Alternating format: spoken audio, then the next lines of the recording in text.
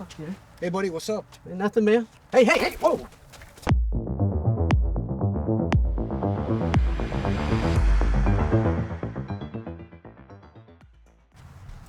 So the reason why we're demonstrating this and what we're talking about this specific method is because we have tried this out at our Overcome and Survive, and there is some flaws to this. I'm here with Sifu Alan Baker, and he's going to break it down what the problems are and how we should address this better. So I think this is a common thing that's taught in the industry. And that's one of the reasons it came up at Overcome and Survive. So the move that you're doing, you're basically shielding, which is not a bad option, and going for the weapon system, blading the body in the process. And one of the things that happened when we played with it is we would end up either flanking you or end up behind you. So one of the reasons that was happening is just because of the angle of the shield. And again, it's not a bad option, but as far as a grappler goes, that looks like a direct line to his quarter or behind him, to me, just as a grappler.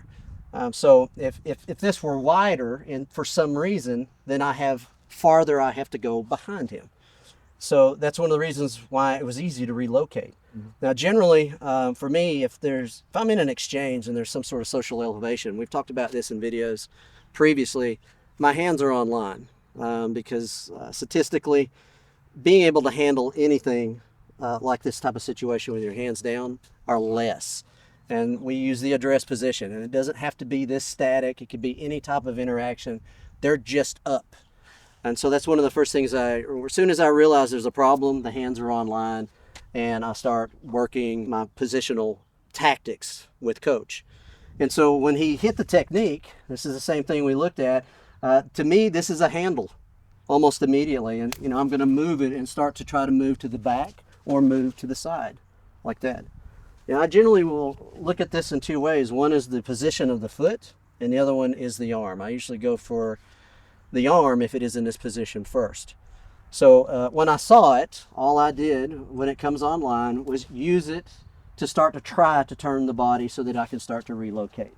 A way that we can adjust this, and again, we're having this discussion because of range. If he were 5 feet away, maybe it wouldn't matter if he's making distance. But like we said earlier, we want to increase the surface area of the technique, make it harder for me to navigate to a superior position.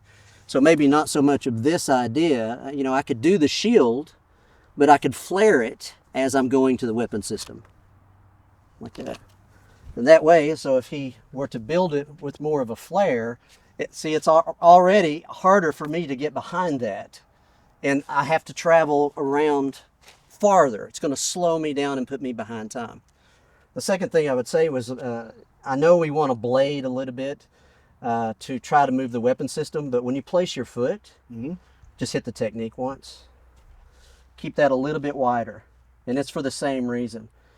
Because like if it's a narrow stance, if you blade stronger there, and I'm starting to move, right, and that's going to place you farther behind time. My goal is to try to start the fight behind you, and if I can start it above you with you on the ground, it's going to take you time to recover, which gives me time to either exit or go to a weapon system, or if I am forced to, then I have to go in for some sort of modality of control.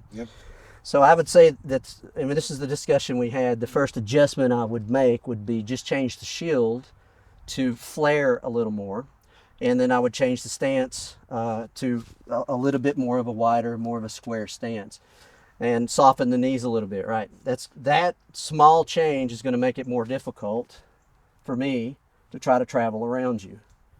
There it is, right? See, it's already going to be harder for me to turn you with just that position. If you do the old school, it's easier for me, right? And then I can start to try to put you out of commission or in a position of disadvantage. And again, it's perspective, range. And something that you want to keep in mind is there's always depth past a technique. I talk about this a lot in the other videos, but You know, if my coach is just going, well, here's your technique, trust me, it'll work, pat you on the butt and send you on your way. If you're learning at that level, you probably want to find a better coach. You know, we discuss this quite often when we talk about layered skill development. In the first layer of that is technique. The second layer is attribute development, timing, placement, sensitivity.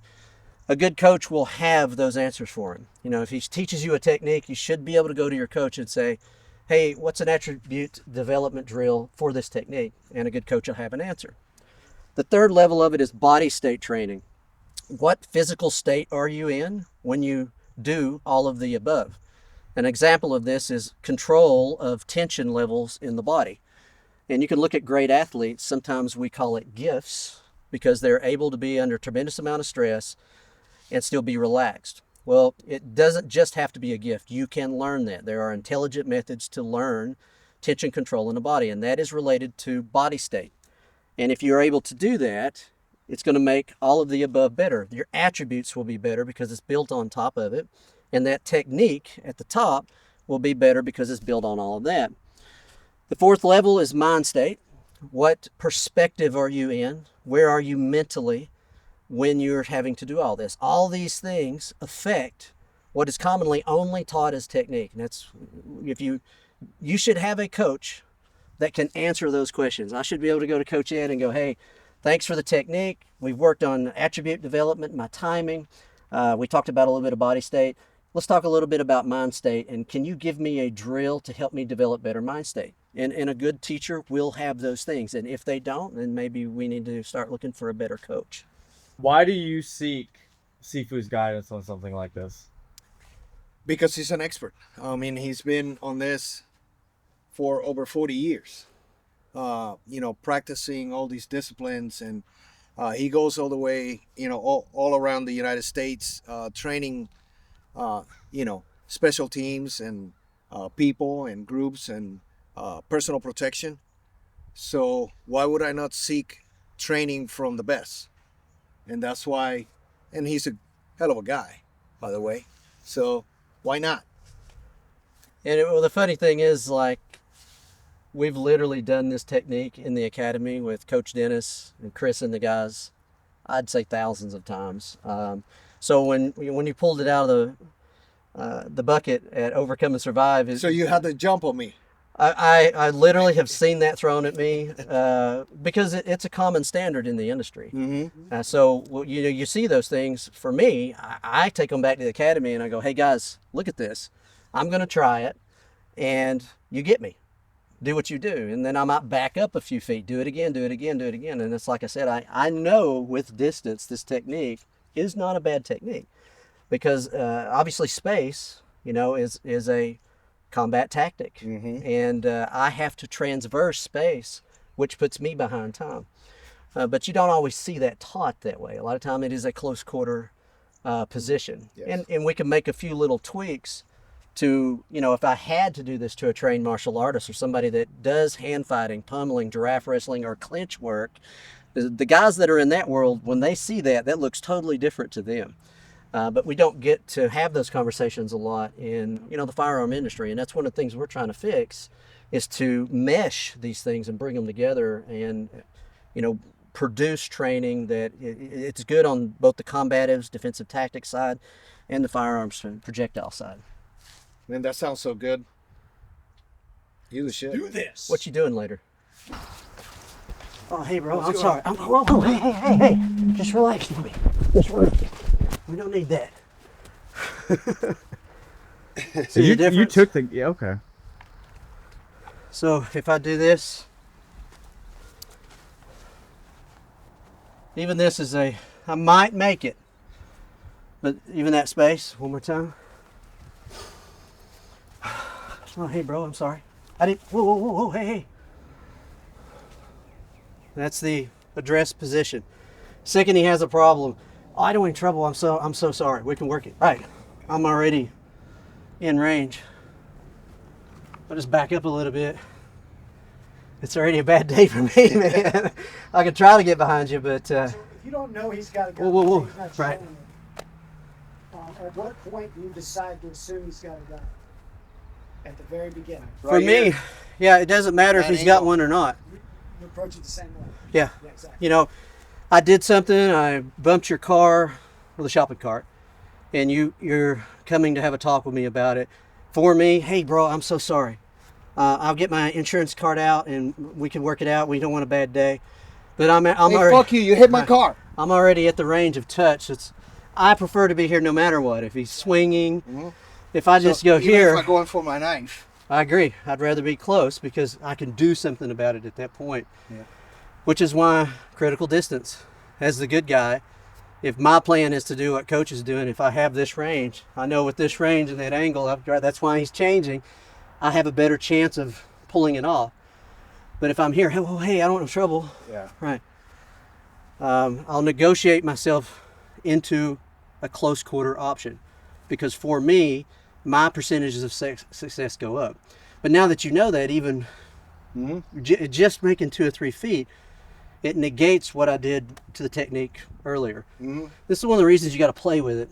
Yeah. Is you see those things. But all of that makes sense. You know, that whole angle and creating more of a real estate that you have to cover to get behind. Right. Even the wider manipulate. stance, I have to navigate. It takes more time Yeah. for me to do it. Just take me offline. Yeah. You know, Sifu starts to the advantage with the head position. I love I'm it. fucked. There's nowhere to Do you go. want me to? See, Ed went for the gun before he was in. You okay, Coach? Are you okay? Yeah.